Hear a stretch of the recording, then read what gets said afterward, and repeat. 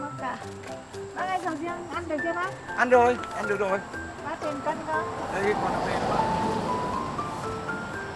Còn nó quả chín rồi, còn nó không chín rồi.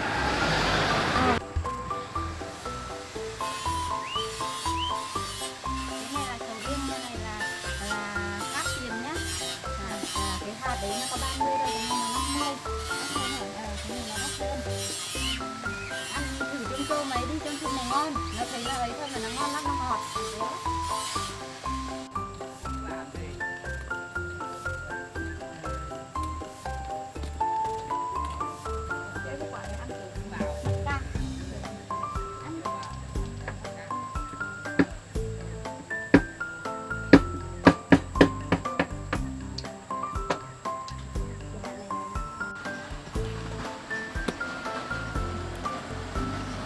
Trứng này nó đâm,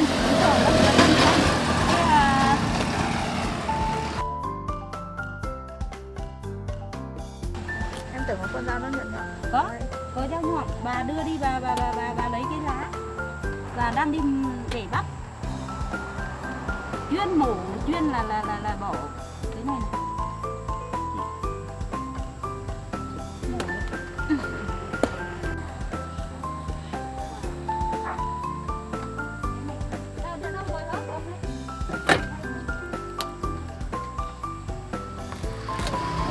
Làm phải đúng kiểu nó ra cho này. Không đúng kiểu nó ra cho.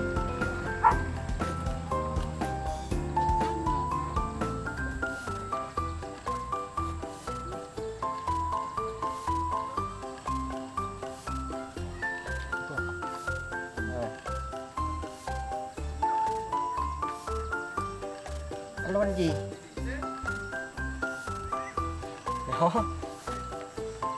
Cái này cho bọc hay là ngậy ăn luôn? Cho bọc.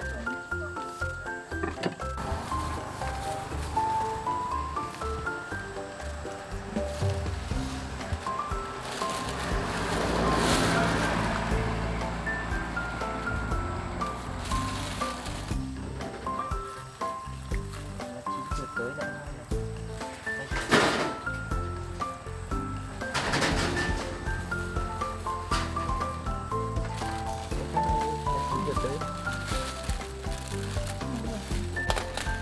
Bà có tới báo không bà?